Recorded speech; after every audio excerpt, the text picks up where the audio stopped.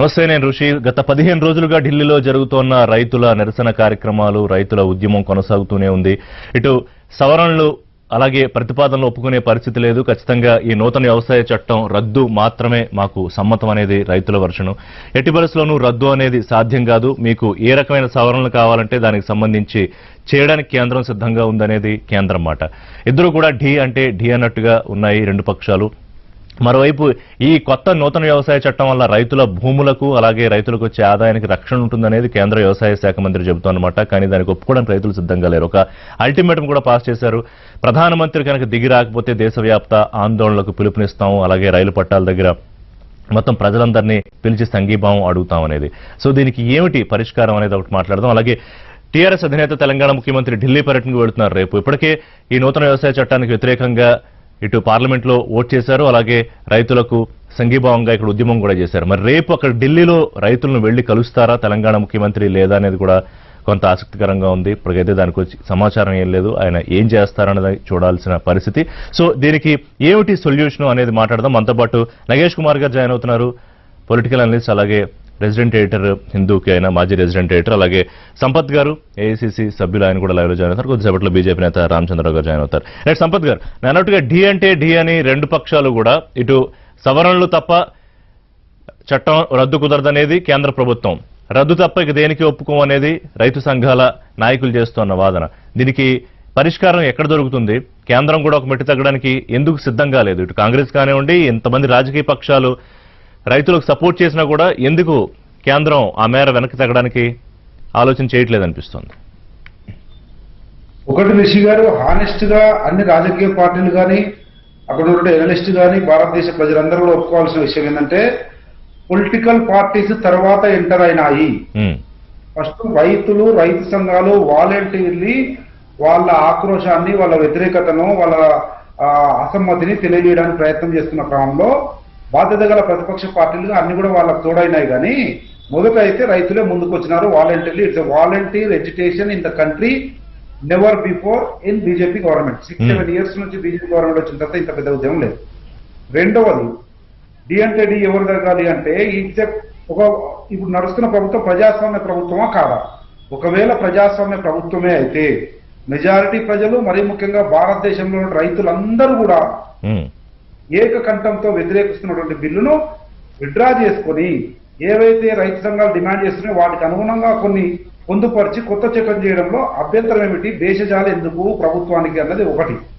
రెండవది దానికి ఏంటంటే, ఒక్క భారతీయ జనతా పార్టీయో లేకపోతే అటు నాకు ముమ్మాటికి మనసాక్షి పూర్వకంగా ఆలోచన చేస్తే భారతీయ జనతా పార్టీలోని అనేక మంది వ్యవసాయ రంగ నిపుణులు అనుకోండి, లేకపోతే రైతు పక్షపాతం అనుకోండి, వారికి కూడా ఇది సమ్మతం కాదు. కానీ భారతీయ జనతా పార్టీని, నరేంద్ర మోడీని, అమిత్ షాను దశాబ్ద కాలంగా నడిపిస్తున్న, ప్రధానమంత్రి కావడానికి ఉపయోగపడ్డ ఈ బడా వ్యాపారవేత్తలు ఎవరైతే ఉన్నారో, అది అంబానీ కావచ్చు, అదానీ కావచ్చు, ఎవరైతే ఉన్నారో వాళ్ళ స్వలాభం కొరకు, వాళ్ళ వ్యాపార అభివృద్ధి కొరకు తీసుకొచ్చినటువంటి చట్టాలు కనుక వాళ్ళు డైరెక్షన్ లో ఈ చట్టాలు వచ్చినాయి, వాళ్ళ డైరెక్షన్ లోనే రద్దు చేయబడదు అని చెప్పి ఖరాఖండిగా చెప్తా ఉన్నారు. ఇప్పుడు really democratic government BJP democratic గా భారతదేశం మొత్తం అన్ని రాజకీయ పార్టీలు, ప్రజా సంఘాలు, రైతులు, కొద్ది గొప్ప చదువుకున్న వాళ్ళు, అవగాహన అందరూ చెప్తా ఉన్నారు. ఇంత మొండిగా పోవడం అనేది అప్రజాస్వామికము. అదే విషయం రామచంద్రరావు గారు అడుగుదాం. బీజేపీ నేత రామచంద్రరావు గారు జాయిన్ అవుతున్నారు, గ్రేటర్ పార్టీ అధ్యక్షుడు, సీనియర్ నేత. రామచంద్రరావు గారు, కార్పొరేట్ లాబింగ్ వల్లే, కార్పొరేట్ వ్యవస్థల ఒత్తిడి వల్లే అమిత్ షా చర్చలకు పిలుస్తున్నారు, వాళ్ళని ఏదో బార్గెనింగ్ చేసే ప్రయత్నం చేస్తున్నారు తప్ప వ్యవసాయం మీద చిత్తశుద్ధి లేదు, వ్యవసాయానికి మీరు వ్యతిరేకం, వాణిజ్యానికి మాత్రమే మీరు అనుకూలం అనే ధోరణి ఇవాళ రైతుల్లో కానీ దేశ ప్రజల్లో కానీ పంపించదలుచుకుందా బీజేపీ? ఒక్కటి, భారతీయ జనతా పార్టీ అధికారంలో వచ్చినప్పటి నుంచి కూడా రైతుల ఒక పరిస్థితిని మనం మెరుగుపరచాలి, రైతుల ఒక ఆదాయం పెంచాలి, రైతుల ఒక ఆదాయంతో పాటు వారి యొక్క జీవన ఒక పరిణామాలు కూడా పెరగాలి అని చెప్పేసినటువంటి ఆలోచన నరేంద్ర మోదీ గారికి ఫస్ట్ నుంచి ఉండే. ఈరోజు కృషి క్షేత్రంలో ఎంతైతే శ్రద్ధ నరేంద్ర మోదీ గారు తీసుకున్నారో గతంలో ఏ ప్రభుత్వం తీసుకోలేదు. గత అనేక సంవత్సరాలుగా ఎంఎస్పి కొన్ని క్రాప్స్ మీద పెంచినటువంటి ఒక ఎంఎస్పి కేంద్ర ప్రభుత్వము నరేంద్ర మోదీ గారి సమ్మెనం జరిగింది. సరే, ఇప్పుడు ఒక 3 చట్టాలు తీసుకొచ్చారు. ఈ 3 చట్టాల్లో కమిషన్ ఏజెంట్లు, దళాలీలు, బ్రోకర్లు వీళ్ళ మధ్యన లేకుండా ప్రయత్నం చేసి రైతుకు కొనుగోలు డైరెక్ట్గా కంపెనీల ద్వారా కానీ వ్యక్తుల ద్వారా కానీ చేసేటటువంటి వెసులుబాటు జరిపి వారి ఆదాయం పంచేటటువంటి సమయంలో ఈరోజు మార్కెట్ ఏజెంట్ల ఒక ఒత్తిడికి, దళారీలకు ఈ యొక్క ఉద్యమం జరుగుతున్న సమయం అయినప్పుడు కూడా పీయూష్ గోయల్ గారితో ఒక 2 రోజులు 3 రోజులు మా రైతుల ఒక నాయకులతోని మాటలు జరిగినాయి, దాని మీద చర్చలు జరిగినాయి. తర్వాత ఇప్పుడు మళ్ళీ అమిత్ షా గారు కూడా కొంతమంది పిలిచి ప్రయత్నం చేస్తా ఉన్నారు. ఎందుకంటే ఇప్పుడు రైతులని తప్పుదారి పట్టించేటువంటి కొన్ని పార్టీలు ఉన్నాయి. రైతులు తప్పు లేదు దాంట్లో. వాళ్లకు ఈ చట్టం మీద వచ్చే లాభం అర్థం కాక ఒకటి, లేకుంటే మార్కెట్ని కంట్రోల్ చేసేటువంటి దళారీల ఒక వ్యవస్థని వారు ఆ వ్యవస్థలో ఉన్నటువంటి కొంతమంది యొక్క చెప్పడంలో కొంత అవగాహన కలక్క ఈ యొక్క ఉద్యమాన్ని తీసుకోబోతున్నారని చెప్పేసి ప్రభుత్వం భావిస్తుంది. మేము కూడా భావిస్తా ఉన్నాం, ప్రజలు కూడా భావిస్తున్నారు. శరత్ జోషి, మహేందర్ సింగ్ టికెట్ లాంటి ఒక రైతు నాయకులు ఈరోజు ప్రభుత్వం తీసుకొచ్చిన బిల్లు సమర్థిస్తా ఉన్నారు. మరి కొంతమంది రైతు నాయకులు దానికి వ్యతిరేకిస్తా ఉన్నారు. ఎస్, మాకు భేదాభిప్రాయాలు ఉంటే ఉండొచ్చు, కానీ ఒక చట్టం తీసుకువచ్చి రైతులకు సంబంధించిన దాంట్లో రైతుల ఒక జీవితాన్ని బాగుపడేటటువంటి ఒక రైతు నాయకులు శరత్ జోషి లాంటి వారు, మహేందర్ సింగ్ టికెట్ వారు వీళ్ళందరూ కూడా ఈరోజు భారత ఒక రైతులకు సపోర్ట్ చేస్తూ ఉంటే, ఈ చట్టాన్ని సపోర్ట్ చేస్తూ ఉంటే, ఈ చట్టం తెచ్చిన తర్వాత రాజస్థాన్లో మొత్తం కాంగ్రెస్ పార్టీ ఊడ్చుకొని మొత్తం రైతులు గ్రామస్తుల్లో అంతా బీజేపీని గెలిపిస్తే ఇంకా ఇటువంటి మాటలు మాట్లాడి ఎన్ని రోజులు కాంగ్రెస్ పార్టీ పబ్బం గడుపుతుంది నాకే తెలియదు. బై ది బ్రోకర్స్, దళాల్స్. రామచంద్ర గారు మీరు అన్నట్టుగా కాదు, నగేష్ కుమార్ గారు, ఇటు వ్యవసాయ రంగ నిపుణులు శరత్ జోషి లాంటి వాళ్ళు, అలాగే కేంద్ర ప్రభుత్వం ఎంతో మంది మేధావులతో, వ్యవసాయ రంగ నిపుణులతో కూర్చుని చర్చించి చట్టాలను తయారు చేసి ప్రవేశపెడితే రైతులు వ్యతిరేకిస్తున్నారు అనేది రామచంద్రరావు గారి మాట. ఆ మాటకు వస్తే బీజేపీ వర్షన్ అది. అంటే కొంతమంది మార్కెటింగ్ ఏజెంట్లో, కొంతమంది దళారుల ట్రాప్ లో రైతులు పడ్డారు అని చెప్పి ప్రయత్నం చేస్తుందా బీజేపీ? 8019 నగేష్ గారు 8019 రైట్. సంపత్ గారు, సో రాజకీయ పార్టీల ప్రేరేపితమా లేకపోతే మార్కెటింగ్ ఏజెంట్లు, దళారుల ప్రేరేపితమా ఈ రకమైన వ్యాఖ్యలు వస్తున్నాయి బీజేపీ నుంచి? అంటే రైతులు తమంతట తాము వచ్చి వాలంటరీగా తమకి నష్టం కలుగుతుందని చేస్తున్న ఉద్యమం కాదు అని చెప్పి ప్రయత్నం బీజేపీ చేస్తోంది. ఒకటి రిషి గారు, రామచంద్రరావు గారికి తెలుసు, సెంట్రల్ ఇంటెలిజెన్స్ కి తెలుసు, నరేంద్ర మోడీకి తెలుసు, అమిత్ షాకి తెలుసు, తోమర్ వ్యవసాయ శాఖ మంత్రి కూడా తెలుసు, యావత్ భారతదేశానికి తెలుసు, ప్రపంచానికి తెలిసిపోయింది. యుఎన్ఓ కూడా రెస్పాండ్ అయింది, ఐక్యరాజ్య సమితి కూడా రెస్పాండ్ అయింది. ఇంత క్లిస్టర్ క్లియర్ గా వాలంటీర్ ఉద్యమంగా ముందుకు వస్తే వాళ్ళ మీద కూడా చివరికి రైతులను కూడా వాళ్ళు ఎవరో ప్రలోభపట్టారో లేకపోతే వాళ్ళకి చట్టాలు అర్థం కాలేదు అంటే ఇక బీజేపీలో మాత్రమే మేధావులు ఉన్నారు. ఇక రైతులందరూ ఏమి వ్యవసాయం మీద అవగాహన లేని ఏం తెలియలేదు. రీసౌండ్ వస్తుంది రిషి గారు. సంపత్ గారు, మీ ఆడియో బానే ఉంది, ఆన్ ఎయిర్ లో మాట్లాడండి, క్లారిటీ బానే ఉంది. అయితే అది రైతులను అవమానించినట్టు తప్ప ఇంకోటి కాదు. మీరు ఆలోచన చేయండి, చట్టం మేము లీగల్లీ లయబుల్ ఉన్న చట్టం చేసింది. వీళ్లకు చర్చలకు పిలిచినప్పుడు మాత్రం లిఖితపూర్వకంగా హామీ ఇస్తాం. ఇదే మీనింగ్ అండి. నీవు ఇంత కడుపు మంటతో రైతులు వాళ్ళ జీవన్మరణ సమస్యగా ముందుకొస్తే ఒక ప్రభుత్వంగా మీరు స్పందించాల్సిన విధానం అదేనా? 6 సార్లు చర్చలు చేసినామని 5 సార్లు తోమరు చేసిన చర్చలలోనే ఆ అక్షరాలను తిరుగమరుగా రాసి 6వసారి అమిత్ షాను చర్చలలో ఇంక్లూడ్ చేశారు. సంపత్ గారు, ఇప్పుడు కేంద్ర మంత్రి, వ్యవసాయ శాఖ మంత్రి కానీ బీజేపీ నేతలు కానీ చెప్పే ప్రయత్నం ఏంటంటే ఇది కార్పొరేట్ ఫార్మింగ్ కాదు, కాంట్రాక్ట్ ఫార్మింగ్. కాంట్రాక్ట్ ఫార్మింగ్ అనేది ఇప్పుడు కొత్తగా వచ్చింది కాదు. గత అనేక సంవత్సరాలుగా అనేక రాష్ట్రాల్లో, ముఖ్యంగా తెలుగు రాష్ట్రాలకు సంబంధించి కలిసి ఉన్నప్పుడు కానీ విడిపోయిన తర్వాత కూడా 2 రాష్ట్రాలు అడాప్ట్ చేసుకున్న ఒక సిస్టమే అది. దానివల్ల రైతుల భూములకు రక్షణ ఉంటుంది, వాళ్ళకు వచ్చే ప్రైస్ కూడా గ్యారంటీ ఉంటుందని చెప్పి ప్రయత్నం చేస్తుంది కదా. సో ఎక్కడా దీనివల్ల రైతులకి లాభం ఉండే అవకాశం లేదా ఎక్కువసానా? 50% ఒకటే రిషి గారు, very practical, simple, logical, common sense తో అర్థం. ఇప్పుడు సగం చదివినా లేకపోతే చదువు అంతగా లేని రైతులకే అర్థమైంది, కానీ ఎందుకో పాలకులకు అర్థమవుతలేదు. మూడిట్లో ఒకటేమో నిత్యావసరాలకు సంబంధించినటువంటిది, ఇంకోటేమో ఎక్కడంటే అక్కడ అమ్ముకోవచ్చు, అది మద్దతు ధర లేదు, మార్కెట్ యార్డులు లేవు. ఇటువంటివన్నీ అయితేనే వాటిని కూడా చట్టంలో పెట్టండి, ఈ చట్టాలు రద్దు చేసి ఆ మార్కెట్ యార్డ్ని ఎత్తేయడం కానీ లేకపోతే మద్దతు ధర కానీ లేదంటే ఈ ఎక్కడైనా అమ్ముకోవచ్చు అనేటువంటి వెసులుబాటు ఇచ్చేదాంట్లో ఇప్పుడు లేదా అంటే ఎక్కడ అమ్ముకోలేదు. అవును, ఇటువంటి అన్ని ఉన్నాయి కదా. ఉన్న తర్వాత కూడా వీళ్ళు ఏదో మాయా మచ్చలు వేసి ఒకటే వీళ్ళకు ఎక్కడ ఎన్నికలు జరిగినా అనేక కార్పొరేట్ ఇన్స్టిట్యూషన్ అనేక గవర్నమెంట్ ఇన్స్టిట్యూషన్ అంటే పబ్లిక్ సెక్టర్ అండర్టేకింగ్ అయితే మొత్తం అమ్మేస్తున్నారు. వ్యవసాయాన్ని కూడా అలానే అమ్మాయిలకు తాకట్టు పెట్టడానికి చేసే ప్రయత్నం తప్ప ఇంకొకటి కాదు. ఇది ముమ్మాటికి కానీ వాళ్ళ రాజస్థాన్ లో ఏవైతే స్థానిక ఎన్నికల్లో మిమ్మల్ని తుడిచిపెట్టేసి బీజేపీకి విజయం అందించారు అంటే అక్కడ నూతన వ్యవసాయ చట్టానికి సపోర్ట్ వచ్చినట్టే అని మాట్లాడుతున్నారుగా ఇప్పుడు రామచంద్రరావు గారు కానీ బీజేపీ నేతలు జాతీయ స్థాయిలో మిగతా నేతలు కానీ. దాన్ని ఎట్లా చూడాలి? ఒక దగ్గర ఎన్నికల్లో అలా జరిగింది కదా. అదే ఒకవేళ అదే ప్రామాణికము అనుకుంటే ఢిల్లీలో మొత్తము ఆ చలిగా మొత్తం నరేంద్ర మోడీకి, అమిత్ షాకు, భారతీయ జనతా పార్టీకి ఒప్పుకుంటున్నారు కదా. దానికి ఏమన్నారు? What does it mean in democratic system లో? What is this? రాజస్థాన్లో జరిగింది మంచిదే, చలో ఎన్నికల్లో మీరు ఏం చేసారు, ఎట్లా చేసారు, అచ్చిపుచ్చి అన్ని తెలుసు. కానీ ఏంటంటే వాలంటీర్గా మీ ప్రభుత్వానికి, మీ మోడీకి, మీ అమిత్ షాకే వణుకు పుట్టించేదంత, అంత చలిలో వణుకు పుట్టించేదంత ఉద్యమాన్ని సృష్టించి ఇలా మొత్తం భారతదేశ రైతాంగానికి అంతా విషయాన్ని తెలిసేటట్టు చేసి ప్రపంచానికి దృష్టి కూడా తీసుకుపోయి యుఎన్ఓ రెస్పాండ్ అయిన కదా. అది రాదా రామచంద్ర గారు? దీనికి సంబంధించి మీరు సమాధానం చెప్పే ముందు ఒకసారి నగేష్ గారి దగ్గరికి వెళ్తాం. నగేష్ గారు, ఎట్లా చూడాల్సిన అవసరం ఉంది? ప్రస్తుతానికి సిచ్యుయేషన్ అయితే డి అంటే డి అన్నట్టుగా ఉంది. రద్దు తప్ప వేరే దానికి ఒప్పుకోం అనేది రైతుల మాట, సవరణలు తప్ప రద్దు వైపు వెళ్ళడం అనేది ప్రభుత్వం మాట. ఏం జరిగే అవకాశం ఉంది? అంటే చూడండి, ఒక పార్లమెంట్ లో ఒక చట్టం తీసుకొని వచ్చిన తర్వాత అది ఢిల్లీ వీధుల్లో ఆ చట్టాన్ని రద్దు చేయాలంటే అది ప్రజాతంత్రానికి, ప్రజాస్వామ్యానికి మంచిది కాదు.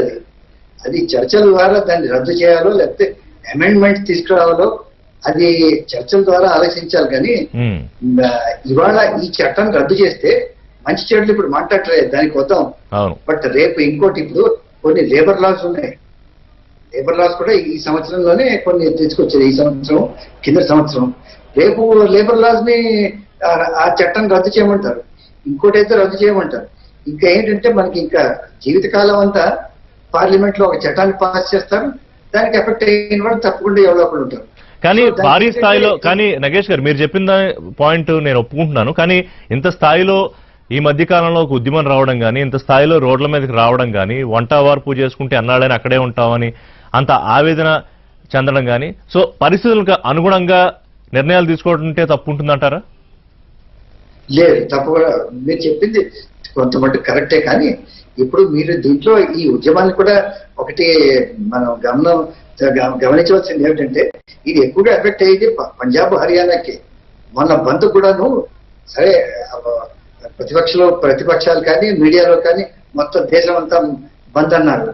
కానీ బంద్ జరిగింది ఎక్కువగా పంజాబ్ లోని, హర్యానాలోని, ఉత్తరప్రదేశ్ లోని, కొంతమట్టుకు మధ్యప్రదేశ్ లోని జరిగింది. వేరే అగ్రికల్చర్ స్టేట్స్ ఉన్నాయి. Maharashtra major sugar cane producing state. West Bengal అంతలాగా జరగలేదు. ఆంధ్ర, తెలంగాణలో ఏంటంటే ఇక్కడ గవర్నమెంట్ స్పాన్సర్డ్ బంద్. సో ఇప్పుడు కొన్ని రాష్ట్రాలు ఉన్నాయి. ఇది బీహార్లో ఇక్కడ ఎప్పుడో ఎక్కిసారు మా ఏపీ అదే అగ్రికల్చర్ ప్రొడ్యూసింగ్ మార్కెటింగ్ కమిటీస్. కేరళలో లేవు. వామపక్షాలు దాంట్లో ఉద్యమం చేస్తున్నాయి, కానీ వామపక్షాలు అసలు కేరళలో అసలు ఏపీఎంసీ యాక్ట్ లేదని ఆ ఊసెత్తరే. సో ఇప్పుడు ఏమిటంటే ఇది చర్చల ద్వారానే కావాలి. కానీ ఇంగ్లీష్ లో ఒక మై వే ఆర్ హైవే అనేది ఈ విషయంలో నడవదు. కానీ ఇప్పుడు సిచ్యువేషన్ అలాగే ఉంది కదా. సిచ్యువేషన్ కరెక్ట్ గా మీరు చెప్పినట్టే ఉంది, మై వే ఆర్ హైవే అని రెండు వైపుల నుంచి. దానికి మరి ఎలా సొల్యూషన్ తీసుకురావడం? విన్-విన్ సిచ్యువేషన్ అనేది సాధ్యపడుతుంది, ఇందులో సాధ్యం కదా. ఇప్పుడు ఎలాగవుతుందంటే, ఇప్పుడు కొన్ని అడిషనల్ ఇవి దాంట్లో పెట్టారు. ఏది ఎలక్ట్రిసిటీ బిల్ అది ఎత్తియాలని.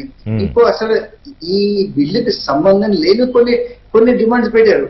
ఇప్పుడు పైచేయి ఉంది కనుక దానివల్ల ఒక ఫార్మర్స్ కి ఉన్న సమస్యలన్నీ దాంట్లో పెట్టేసి ప్రభుత్వం మీద ఒత్తిడి తీసుకొస్తే ఇది మరి దేశం ఎట్లా పోతుంది?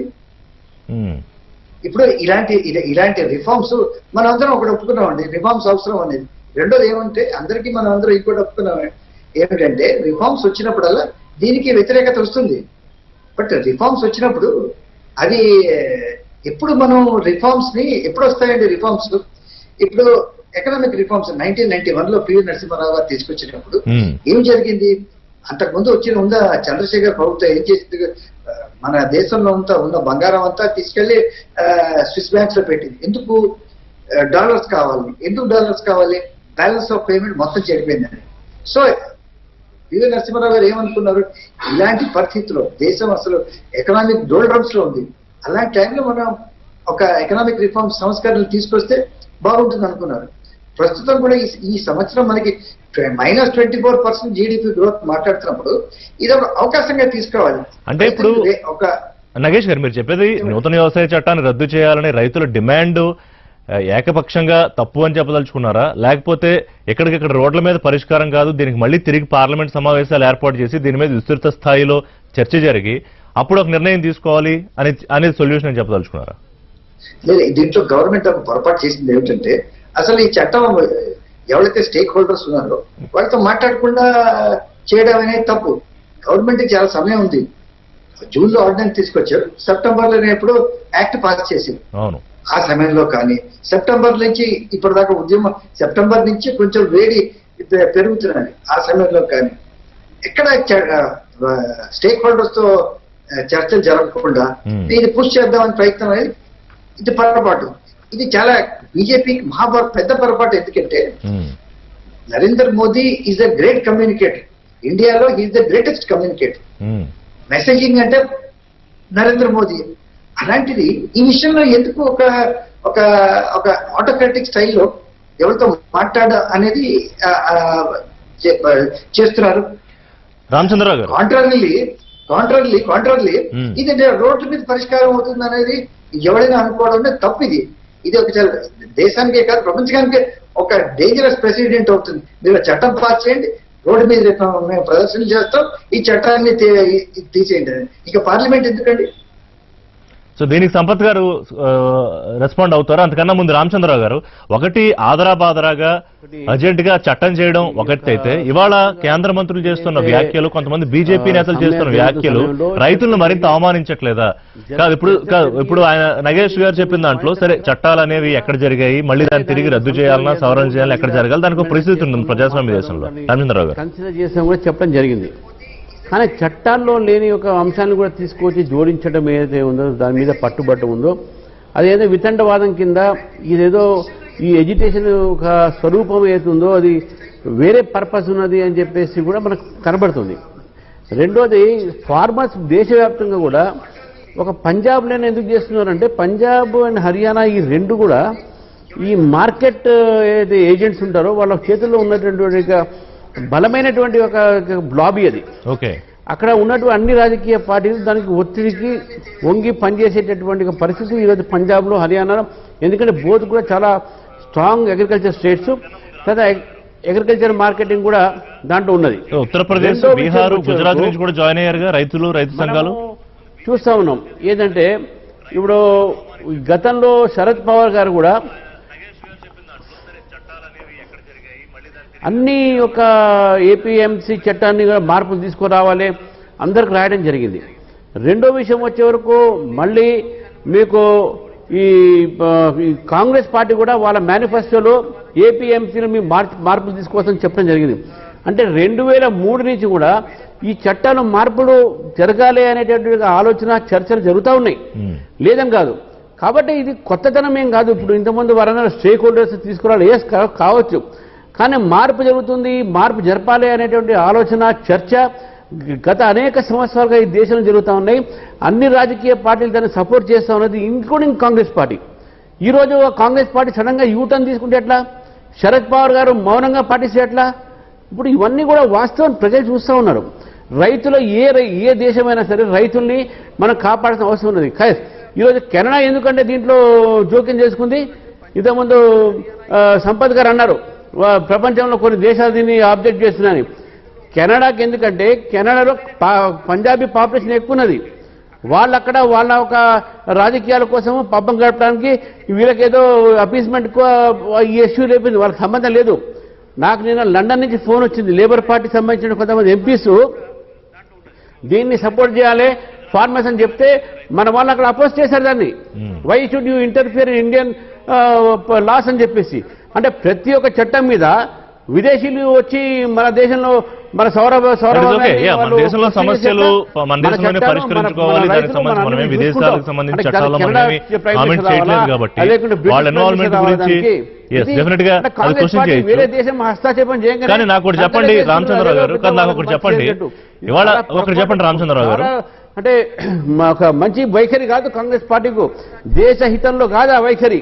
ఈ రోజు కేరళ ప్రైమ్ మినిస్టర్ ఆయనకి ఏం అవసరం ఇక్కడ మాట్లాడడానికి? రాజకీయం కోసం చేస్తున్నారు, పంజాబీ పాపులేషన్ ఒక ఓట్ల కోసం. కాబట్టి ఈరోజు మన రైతులు మనం కాపాడుకోవాలి.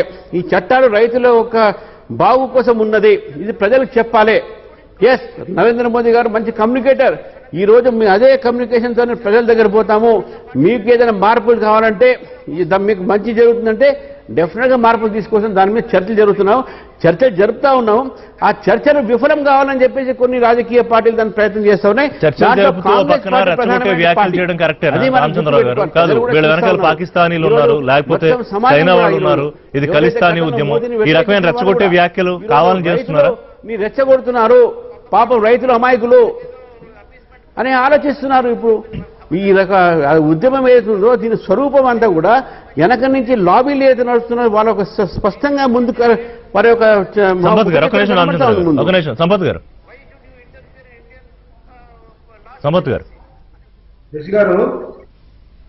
చెప్పండి. రామచంద్రరావు గారు చెప్పినట్లు ముమ్మాడికి రామచంద్రరావు గారు ఒక్క అగ్రికల్చర్ చట్టమే కాదు, మొన్న మీరు తెచ్చిన జిఎస్టీ కాదు, భారతదేశంలో స్వతంత్రం వచ్చినప్పటి నుంచి ఇప్పటి వరకు పెను మార్పులు, లేకపోతే మోడర్నైజేషన్ అయ్యింది, ఆధునికత వచ్చింది భారతదేశంలో అనేక రంగాల్లో. అంటే కాంగ్రెస్ పార్టీ తెచ్చింది, ముమ్మాటికి మీరు చెప్పింది వాస్తవం. ఇదే శరద్ పవార్ కాంగ్రెస్ పార్టీ యూపీఏ గవర్నమెంట్ లో ఇటువంటి చట్టాలు తెద్దామనుకున్నారు. కానీ రైతు హితం కోరి రైతులకు సమ్మతమయ్యే విధంగా ఉండే ఆ క్లాసెస్ ఏవైతే ఉండేనో, కానీ మీరేమో రైతులకు సమ్మతమయ్యే క్లాసెస్ కాకుండా అదాని అంబానీలకు నచ్చే క్లాసెస్ ఉన్నాయి, రైతుల కొట్టగొట్టే క్లాసెస్ ఉన్నాయి. మా దగ్గరనేమో రైతులకు మంచి ధర వచ్చే క్లాసెస్ ఉండే, మంచి విలువ ఉండే వ్యవసాయ రంగాన్ని నడిపిద్దామనుకున్నాము. చిన్న రైతులు కూడా మీ దాంట్లో చూడండి, బలహీనమైన రైతులు చూడు, కాంట్రాక్ట్ వ్యవసాయ పద్ధతిలో చిన్న సన్నకారు రైతులకు మీ దాంట్లో భద్రత లేదు, కానీ మా దాంట్లో భద్రత ఉండే. దాంతో పాటు మార్కెట్ యార్డ్లు ఎత్తేసేది ఉంది మీ దాంట్లో, మా దాంట్లో అది లేదు. మా దాంట్లో ఎంఎస్పీ ఉండే, మీ దాంట్లో అది లేదు. That is the difference. మాది రైతు క్షేమం కొరకు తేవాలనుకున్నటువంటి. సంపత్ గారు, కాంగ్రెస్ వర్సెస్ బీజేపీ విధానాలు లేకపోతే సంస్కరణలో కాదు ఒక పాయింట్ సంపత్ గారు అది విషయం కాదు. ఇక్కడ తేల్చాల్సింది ఏంటంటే ఈ ఒక హర్యానా, పంజాబ్ ఆ ప్రాంతానికి సంబంధించిన రైతులే ఉద్యమం చేస్తున్నారు. వాళ్ళ వెనకాల రాజకీయ పార్టీలో, లేకపోతే మార్కెటింగ్ ఏజెంట్లో, లేకపోతే దళారీలో ఉండి ఉద్యమాన్ని నడిపిస్తున్నారు అనేది వాళ్ళు బీజేపీ చెప్పే ప్రయత్నం చేస్తోంది. అది కాదు అని చెప్పాల్సిన అవసరం ఎంతవరకు ఉంది? అలాగే నగేష్ గారు ఒక చెప్పిన కామెంట్కి మీరేం చెప్తారంటే, చట్టాలు అనేవి ఎక్కడ జరిగాయో దానికి సంబంధించిన సవరణలు జరగాలన్నా, ఒకవేళ నిజంగానే రద్దు జరగాలన్నా దేర్ ఇస్ ఏ ప్రొసీజర్ కదా, ఇలా కాదు కదా అంటే మెడ మీద కత్తి పెట్టి మీరు రద్దు చేస్తారా అనడం కరెక్ట్ కాదు కదా అనే ఒపీనియన్ కూడా వస్తుంది కదా. విజయ్ గారు, ఫస్ట్ క్వశ్చన్ కు మీరు అన్నట్లు కొన్ని పంజాబ్ అనేది జరుగుతుంది, వాళ్ళు ఏదో బ్రోకర్ల మాయలో పడి చేస్తున్నారు అంటారు. ఒకవేళ అదే అయితే పంజాబ్ తీసుకెళ్తాం. మొన్న జరిగినటువంటి బంద్లో మీ ఎన్టీవీకి సంబంధించిన ఎనీ రిపోర్టర్ తెలంగాణ రాష్ట్రంలో కానీ ఆంధ్రప్రదేశ్ రాష్ట్రంలో కానీ తెలుగు టీవీ కదా, ఎక్కడన్నా కానీ ఇప్పుడు పొంగవేట ఎవరన్నా తీసుకోండి, నిర్మానుషమైనటువంటి రాష్ట్రాన్ని చూసినాం. రైతులు, పరిజ్ఞానం ఉన్న వాళ్ళు, కొత్త గొప్ప అవగాహన ఉన్న వాళ్ళందరూ కూడా బంద్లో పాల్గొని రైతులకు మద్దతుగా ఎందుకు నిలబడరు? వాళ్ళు చదువుకోలేదా? చట్టం చదవడం వాళ్ళకి రాదా? రైతులకు అండగా నిలబడాలి. రైతు చట్టంలో ఇప్పుడు బీజేపీ తెచ్చినటువంటి చట్టంలో రైతు వ్యతిరేక నిబంధన మొత్తం అని చూడండి. ఎనీ క్లాస్ 3 చట్టాల్లో ఉన్నటువంటి 7-8 క్లాసెస్ ఏవైతున్నాయో పూర్తిగా మరణ శాసనం ఉన్నాయి. అందుకే బంద్ ఓన్లీ పంజాబ్ లో జరగడం లేదండి, హైదరాబాద్ కు ఢిల్లీ దూరం ఉంది కనుక ఇక్కడ బంద్ చేసి సంపూర్ణంగా బంద్ జరిగింది.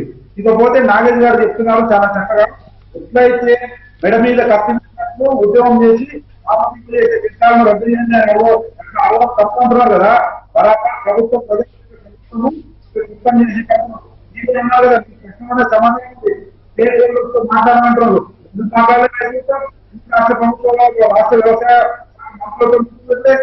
నిష్ణాతులతో చర్చించారు. సంపత్ గారు just a second, కొంచెం మీ ఆడియో నాకు కొద్దిగా క్లియర్ గా రావట్లేదు.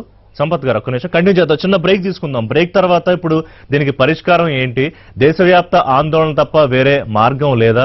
లేకపోతే ఎక్కడో ఒక పాయింట్ లో ఇటు రైతుల్ని కేంద్ర ప్రభుత్వం కన్విన్స్ చేయగలుగుతుందా?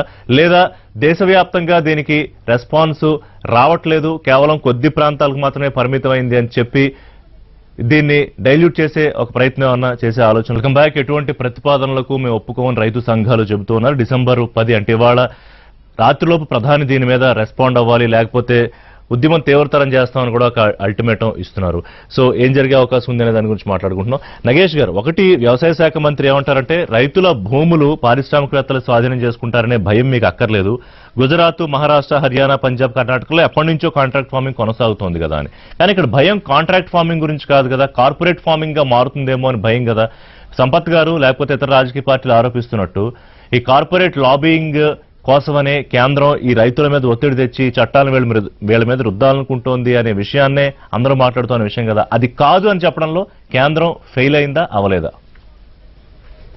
కంప్లీట్ గా కేంద్రం మొత్తం ఫెయిల్ అయిపోయింది. కాంట్రాక్ట్ ఫార్మింగ్ కి కార్పొరేట్ ఫార్మింగ్ కి తేడా ఏంటో చెప్పడం. ఇప్పుడు కాంట్రాక్ట్ ఫార్మింగ్ అనేది ఎప్పటి నుంచో జరుగుతుందండి. మీకు సంగతి తెలుసా? Punjab is the number 1 state in India in contract farming. ఎప్పటి నుంచో నాకు తెలుసు. ఇప్పుడు పెప్సీ కోలా ఉంది, పెప్సీ ఏంటంటే పొటాటో చిప్స్ తయారు చేస్తుంది. సో ఫార్మర్స్ కి కాంట్రాక్ట్ ఇస్తారు. మీరు దుంపలు మీరు చేయండి, ఈ సైజులోని ఇది విత్తనాలు ఇస్తాం, ఇన్పుట్స్ ఇస్తాం, అన్ని ఇస్తాం, మీరు మనకు సప్లై చేయండి అని. అది కాకుండా పంజాబ్ అసలు నెస్లే ఎన్ని ఫుడ్ ప్రాసెసింగ్ ఇండస్ట్రీనే యూపీఐ గవర్నమెంట్ ప్రోత్సహిస్తామనేది వాళ్ళు ఫుడ్ ప్రాసెసింగ్ ఇండస్ట్రీ పెట్టారు కదండి. సో దాని అర్థం ఏంటి?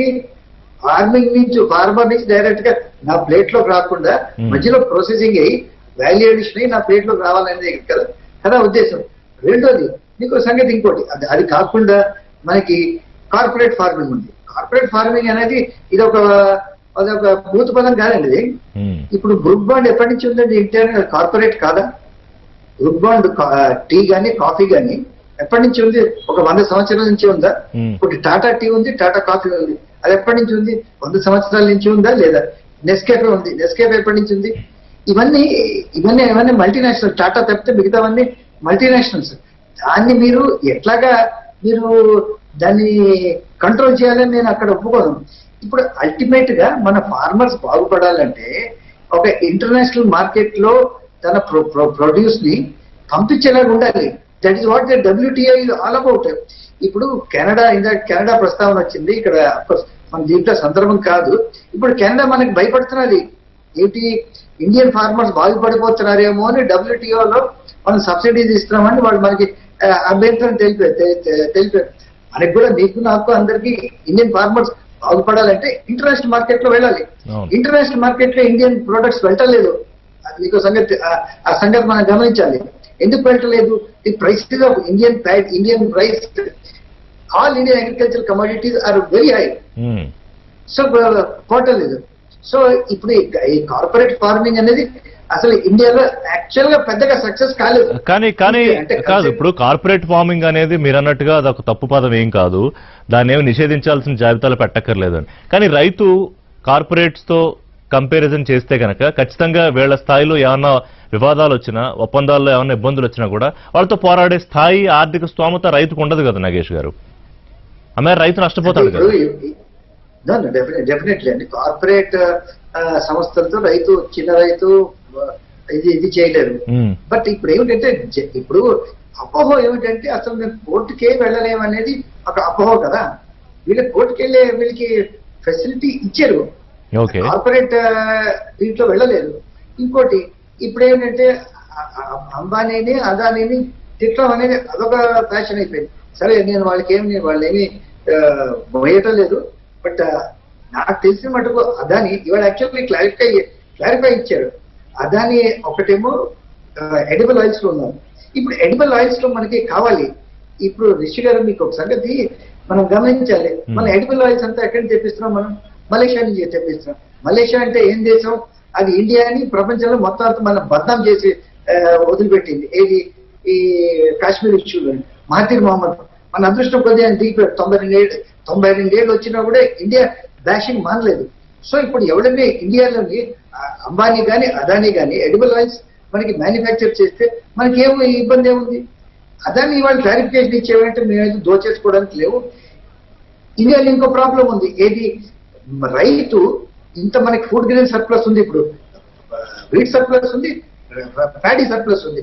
ఎంత సర్ప్లస్ ఉందంటే మనకి ఒక ఇంత స్టాక్ ఏది ఫుడ్ గ్రెయిన్ స్టాక్స్ ఎంతో 42 మిలియన్ టన్స్ ఎంతో మనకి సరిపోతుంది మనం తినడానికి. 92 మిలియన్ ఎంత ఉంది. అదేమిటి? FCI గోడౌన్స్ లేక బయట పడేసి అది అక్కడ వానలోని ఎండలోని తడిసి ఎండి అంతా పాడైపోతున్నారు. అదేంటి? ఎలకలు తినేసి అదంతా పాడైపోతున్నారు.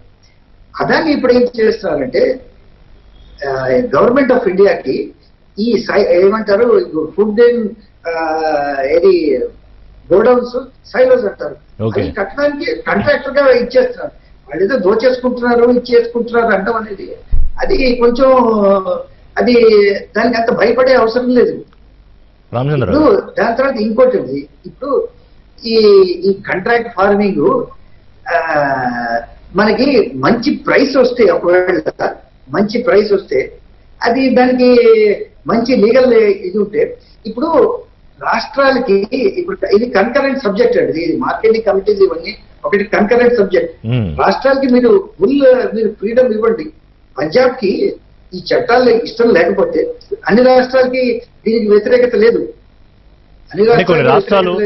కొన్ని రాష్ట్రాలు వ్యవసాయ చట్టాలు తయారు చేసుకుంటున్నాయి కదా, వ్యతిరేకిస్తూ ప్రత్యేకంగా వ్యవసాయ చట్టాలు తయారు చేసుకుంటున్నాయి. చేసుకోండి. ఇప్పుడు దీంట్లో ఏదైనా ఉంటే అది కాదు రుచిగా. ఇంకోటి నాకు ఏమిటంటే ఈ చట్టంలోనే మీరు సవరణలు తీసుకురండి. ఏ రాష్ట్రానికైనా దీంట్లో మార్పులు చేర్పులు. నగేష్ గారు ఒక నిమిషం మీతో మాట్లాడతా. రామచంద్రరావు గారు, ఒకటి ఈ చట్టం చాలా మంచిది, బ్రహ్మాండంగా మేలు చేసేలాగా ఈ సంస్కరణలో భాగంగా తీసుకొచ్చామని ఇవాళ బీజేపీ చెప్తున్నమాట. మీరు దాన్ని రైతులు కన్విన్స్ చేసి ఒప్పించలేక, అంటే మీ నిస్సహాయతని, మీ ఫెయిల్యూర్ ని కాంగ్రెస్ పార్టీ మీదో, ప్రతిపక్షాల మీదో, లేకపోతే ఇంకొకరి మీదో తోసేసే ప్రయత్నం చేస్తున్నారా? అసలు లేదండి. ఎందుకంటే ఫస్ట్ థింగ్ మా పార్టీ మాతో మిత్రపరిచయం ఉన్నటువంటి అకాలీదళ్ కూడా ఈ మీటింగ్లో ముందు, అంటే ప్రవేశం చేసే ముందు ఈ యొక్క బిల్ చట్టాన్ని సపోర్ట్ చేసింది. తర్వాత వాళ్ళకు స్థానికమైన ఒత్తిడి ద్వారా వాళ్ళు వెనక్కి వెళ్ళిపోయారు. ఓకే. అదే కాకుండా కూడా మీరు ఇదే పదే చెప్తా ఉన్నాం. అందుకే దేశవ్యాప్తంగా కూడా ఎక్కడ కూడా రైతులు దీనికి వ్యతిరేకించట్లేదు. అంటే ఒకటి అంటే అందరూ ఇప్పుడు మిత్రపక్షం అకాలీదళ్ కేంద్ర మంత్రిగా ఉన్న హర్సిమ్రత్ కౌరే వెళ్లిపోయారంటే మిత్రపక్షాన్ని ఒప్పించలేని పరిస్థితుల్లో ఇవాళ కేంద్ర ప్రభుత్వం ఉంది. మిత్రపక్షాన్ని ఒప్పించలేక, రైతుల్ని ఒప్పించలేక ఇబ్బంది పడుతున్న పరిస్థితుల్లో వాళ్ళ కేంద్రం ఉంది. ఇనేవే మీరు ఒప్పుకుంటున్న విషయమే. అది వాళ్లకు పంజాబ్ లో ఉన్న కంపల్షన్స్ అనేది మార్కెట్ లాబీ కంపల్షన్స్ వలన, వారి ఒత్తిడి వలన ఇది వాళ్ళు చేయలేకపోతున్నారు. రెండో విషయం ఏంటంటే మనం గుర్తుపెట్టుకోవాల్సింది ఏంటంటే రైతులకు ఈ రోజు మొత్తం దేశంలో కూడా వాళ్లకు ఈ యొక్క చట్టం మీద లాభం ఉంటుందని చెప్పేసి చాలా మందికి అర్థమైంది. ఇప్పుడు ఈ రోజు మనకు మాట చెప్తానండి. ఇప్పుడు రిలయన్స్ ఫ్రెష్ కానీ, హెరిటేజ్ కానీ ఇవన్నీ కూడా అక్కడ కూరగాయలు అమ్ముతారండి. ఈ కూరగాయలు అమ్మేటటువంటి మీరు ప్లేస్ తీసుకుంటే మీకు 50 రూపాయలు కిలో బెండకాయ ఉంటే అక్కడ రైతులకు వచ్చేది 5 రూపాయలు మాత్రమే ఆ కిలోకు. అంటే మధ్యన 5 రూపాయల నుంచి 50 రూపాయల మధ్యన ఎంతమంది దళాలు ఉంటారండి? ఎంతమంది మార్కెట్ యార్డ్ తీసుకుంటారండి? ఇప్పుడు డైరెక్ట్గా వాళ్ళు 50 రూపాయలకు అమ్మేటండి రైతు దగ్గర పోయి 30 రూపాయలకు అమ్మి ఇక్కడ 35కి అమ్మితే కన్జ్యూమర్ బాగుపడతాడు, ఫార్మర్ బాగుపడతాడు, వాళ్ళకు ఉన్నటువంటి ఈ యొక్క అవుట్లెట్ బాగుపడుతుంది. కాబట్టి దీంట్లో చాలా రకాలైనటువంటి ఒక లాభాలు ఉన్నాయి. అయితే ఒక దీని ఇంప్లిమెంటేషన్ కావాలి. దీని ఇంప్లిమెంటేషన్ అదే మీరు అన్నారు లీగల్ హెడల్స్ వస్తే ఎట్లా అనేది. లీగల్ హెడల్స్ ఇప్పుడు ఇంతకుముందు నాగేష్ గారు ఒక ఎగ్జాంపుల్ చెప్పారు. పెప్సీ చిప్స్ ఏదైతే ఉన్నాయో, లేకుంటే మున్నార్లో కానీ, లేకుంటే ఊటీలో కానీ టీ కంపెనీస్ ఏది ఉన్నాయో, వీరందరూ కూడా వాళ్లకు లార్జ్ ఎస్టేట్స్ కాదు, చిన్న చిన్న ఫార్మర్స్ దగ్గర కూడా వాళ్ళ ల్యాండ్స్ని వాళ్ళు కాంట్రాక్ట్ తీసుకొని లీజ్ చేసుకుంటున్నాం. వాళ్ళు ఇంతవరకు ఎక్కడ కూడా అటువంటి ప్రాబ్లమ్స్ రాలేదు. అక్కడ రాని ప్రాబ్లమ్స్ ఇప్పుడు చట్టం ద్వారా ఎందుకు వస్తుంది? కాబట్టి మీరు రాకముందే మీకు హైపోథెటికల్గా ఇది వస్తే ఎలా అనేటటువంటిగా రైతులకు భయపెట్టిస్తా ఉన్నారు.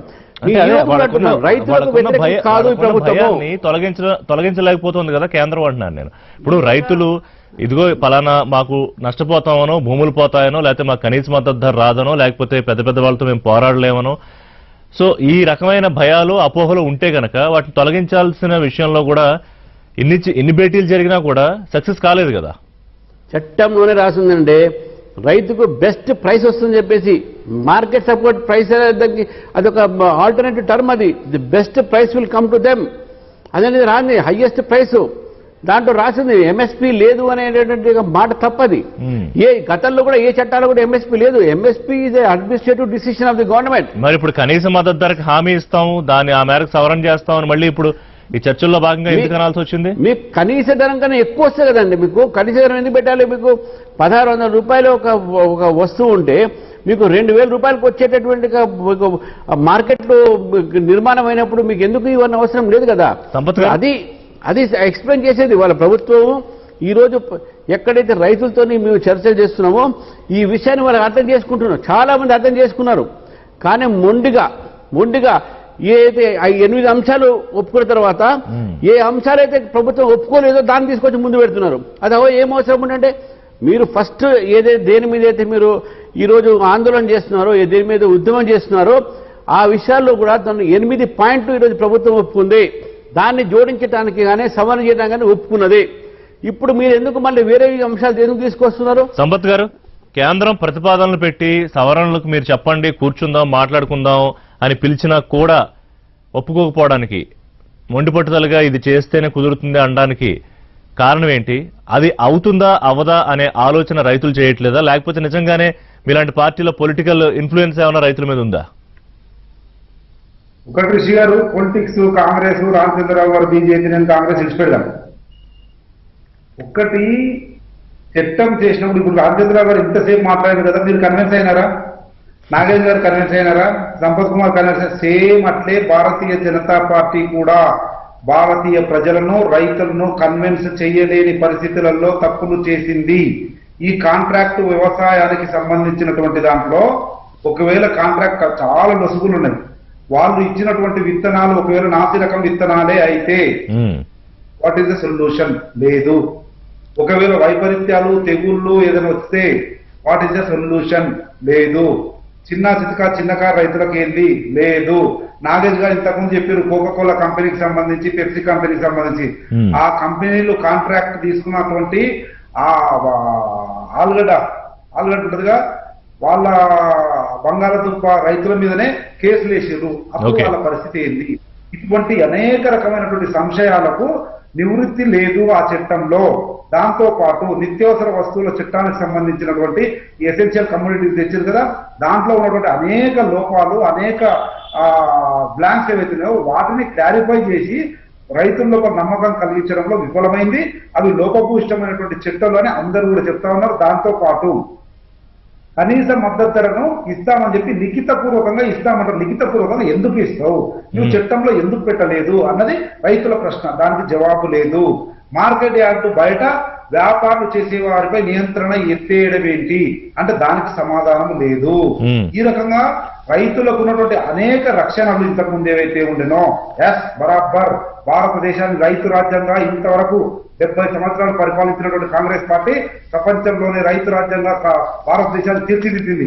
అటువంటిది రైతు రాజ్యంగా కాకుండా కాంట్రాక్టు వ్యవసాయాన్ని తీసుకొచ్చి ఆ వ్యవసాయాన్ని కూడా పూర్తిగా వాళ్ళ బడా కాంట్రాక్టర్ల చేతిలో పెట్టడానికి ఒక కుట్రపూరితంగా వ్యవహరిస్తుంది. దాంట్లో ఆ కుట్రలో భాగంగా తీసుకొచ్చినటువంటి చట్టాలే ఈ 3 కనుకనే యావత్ భారతదేశం కోడై కూస్తా ఉంది. చట్టాలు రద్దు చేయాలి. ఎందుకండి మోమాటం?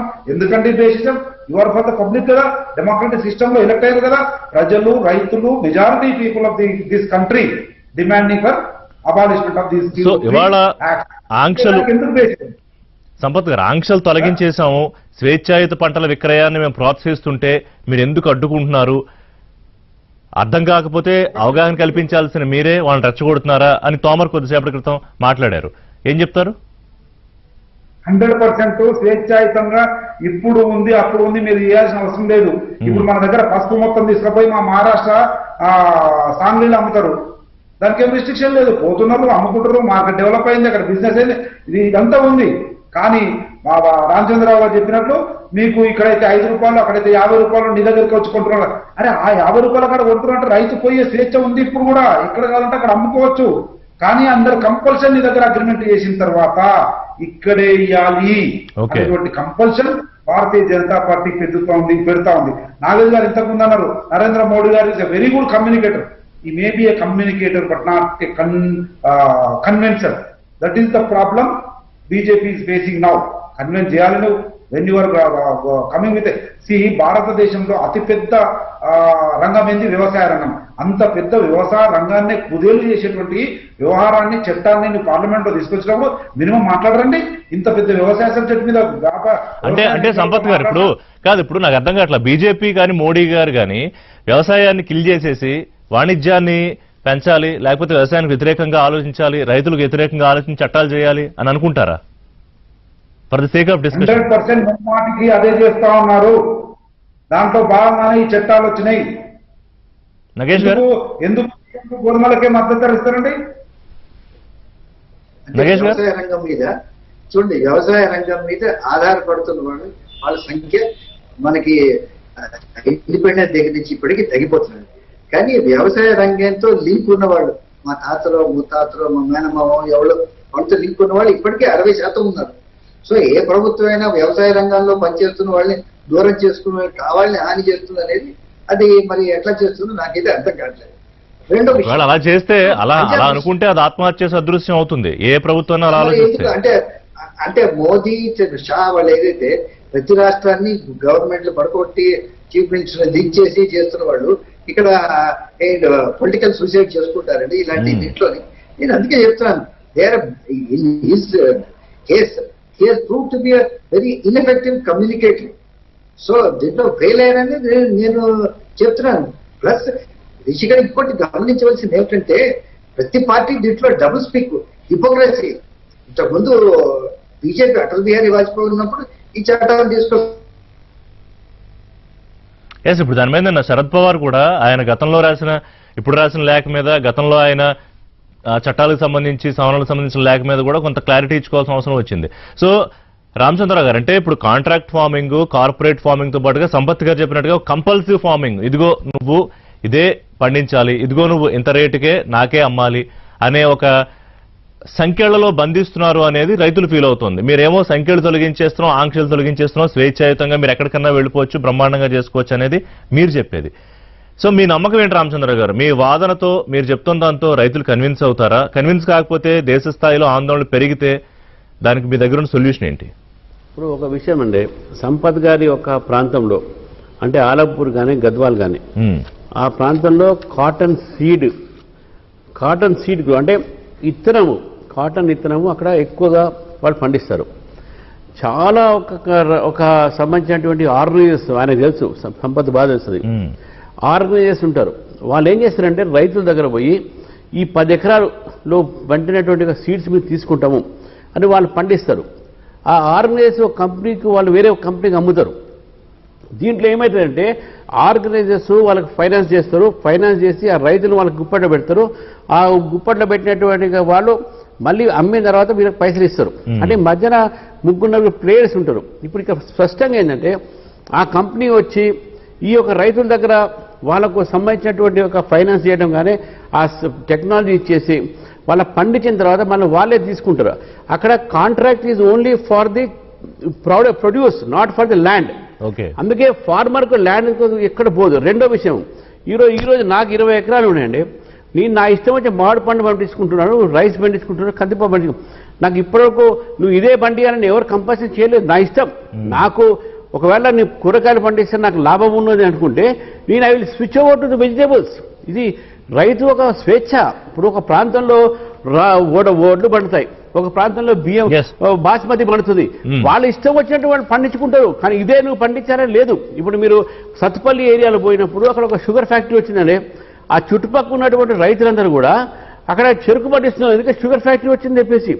సుబాబులు పెట్టిస్తున్న భద్రాచలం పేపర్ బోర్డు వచ్చిన తర్వాత చుట్టుపక్కల రైతులందరూ కూడా పేపర్ బోర్డు పంపిస్తున్నారు. దీని మధ్యన ఉన్నటువంటి ఒక ఏదైతే బ్రోకర్స్ ఉంటారో, ఆ దళాలీలు ఉంటారో, ఆ వ్యవస్థ తొలగిస్తుంది. కరెక్టే. ఇప్పుడు కాదు రామచంద్ర గారు, ఫైనల్గా ఒక విషయం చెప్పండి. కాదు మీరు అంబానీయో అదానియో పిలవమంటేనే అమిత్ షా చర్చలకు పిలుస్తున్నారు, మాకంతా అర్థం అవుతోంది, మేము ఒప్పుకోము, రద్దు తప్ప అని రైతులకి ఏం చెప్పదలుచుకున్నారు? అట్లీస్ట్ మీకున్న సమాచారం ప్రకారం ఈ విషయంలో ఏం జరిగే అవకాశం కనిపిస్తుంది? అంబానీ, అదానీ, ఈ కార్పొరేట్ సూట్ బూట్ కి సర్కార్, ఇవన్నీ కూడా ఏంటంటే రెటారిక్ గా మా మీద వచ్చే విమర్శలు. తర్వాత ఇంతకుముందు నాయక్ గారు చెప్పినట్టుగా నేను కూడా చెప్తున్నాను, కార్పొరేట్ అనే పదము ఇది దేశంలో రాజకీయంగా దాని బూత్ కింద చూపెడుతున్నారు. మన జయప్రకాష్ వారు లోక్సత్తా వారు చెప్పారు, ఈరోజు మనం వాడే సెల్ ఫోన్ కూడా కార్పొరేటే, మనం వేసుకునే బట్ట కూడా కార్పొరేటే, పెన్ కూడా కార్పొరేటే. మీరు కార్పొరేట్ అనే దాని మీద మనం తప్పుగా పెట్టద్దు. కార్పొరేట్ మీరు రైతు ఎప్పుడు కూడా ఇదే పరిస్థితులు ఉండాలా? ఆయన బ్రతుకు బాగుపడొద్దా? ఆయన సూటు పూట వేసుకోవద్దా? ఆయన పిల్లలు మంచి పోవద్దా? ఇవన్నీ పోవాలి కదా.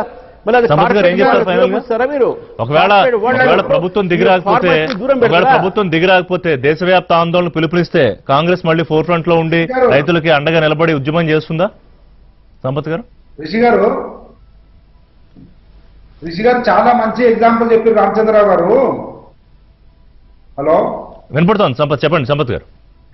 రామచంద్రరావు గారు చాలా మంచి చెప్పారు. ప్రపంచంలోనే లేదనుకున్నా మన భారతదేశంలోనే ఈ సీడ్ పత్తి అంటారు, పత్తి విత్తనాలు పండించడంలో మా ప్రాంతము ఎక్కువగా దాని మీద ఆధారపడి ఉంటది. అక్కడ జరుగుతున్నటువంటి ఈ దళారీ వ్యవస్థ ఏదో ఆ వ్యవస్థ మీద పోరాటం చేస్తా ఉన్నాము. ఆ పోరాటంలో భాగంగా నకిలీ పత్తి విత్తనాలు ఈ దళారీల వల్ల మోసపోయిన వాళ్ళ సంపత్ గారు మనం కంక్లూడ్ చేద్దాం. కాదు, వాళ్ళ దేశవ్యాప్తంగా ఆందోళనకు మేము సిద్ధమని రైతులు అంటున్నారు. సో ఎంతవరకు వెళ్లే అవకాశం ఉంటుంది? మీరంతా ఎంతవరకు తీసుకెళ్తారు రైతుల్ని అది చెప్తే కంక్లూడ్ చేద్దాం. 100% ఏదైతే సీడు పత్తి దళారీ వ్యవస్థను రామచంద్రరావు గారు బీజేపీ ప్రతినిధిగా చెప్పిండ్రో అదే దళారీ వ్యవస్థనే పైన సెంటర్ పాయింట్ అంబానీ అదానీ ఉంటాడు, కింద 5 కంపెనీలు వస్తాయి, ఆ కింద 50 కంపెనీలు వస్తాయి, ఆ కింద 500 కంపెనీలు వస్తాయి. మొత్తం భారతదేశంలో విస్తరిస్తాయి, కొనేస్తాయి, వాళ్ళు ఆధిపత్యంలో పెట్టుకుంటాయి. నకిలీ విత్తనాలు వస్తేనేమో రైతు నష్టపోతాడు, వాడు మాత్రం మనకి డబ్బులు కట్టాలి. తెగుళ్ళు వస్తేనేమో భద్రత లేదు. కానీ ఆయనకు కావాల్సింది మాత్రం ఈ రకంగా మొత్తం వ్యవసాయ రంగాన్ని వాళ్ళ చెప్పు చేతుల్లో ఆధిపత్యంలో పెట్టుకుని వ్యవసాయాన్ని పూర్తిగా వ్యాపారంగా మార్చుకోవడానికి, ఆ వ్యాపారం కూడా పూర్తిగా వీళ్ళ కన్సైల్లో ఉండడానికి చేసే వ్యవహారము. సో నిజంగా అంత రిస్క్ తీసుకోవడానికి కేంద్రం సిద్ధపడుతోందా? తనకు కావాల్సిన లాబింగ్ ఎవరైతే కావాలనుకుంటున్నారో వాళ్ళ చేతిలో వ్యవసాయ రంగాన్ని పెడితే తద్వారా రైతుల నుంచి వచ్చే వ్యతిరేకత ఎదుర్కోవడానికి కేంద్రం సిద్ధంగా ఉందా? ఎందుకంటే రేపు ఇది రాజకీయ సమీకరణాల్లో కూడా మార్పులు తీసుకొచ్చే అవకాశం ఉంటుంది. అది కేంద్రానికి తెలియని విషయం కాదు. సో ఏం జరుగుతుందో చూద్దాం. రైతులు కొంత కాంప్రమైజ్ అవుతారా, లేకపోతే కేంద్రం కాంప్రమైజ్ అయ్యే ధోరణిలో ఉంటుందనే. థ్యాంక్ యూ సంపత్ గారు, థ్యాంక్ యూ రామచంద్రరావు గారు డిబేట్లో పార్టిసిపేట్ చేసినందుకు. థ్యాంక్ యూ నగేష్ గారు. మరిన్ని అప్డేట్స్ కోసం చూస్తూనే ఉండండి ఎన్టీవీ.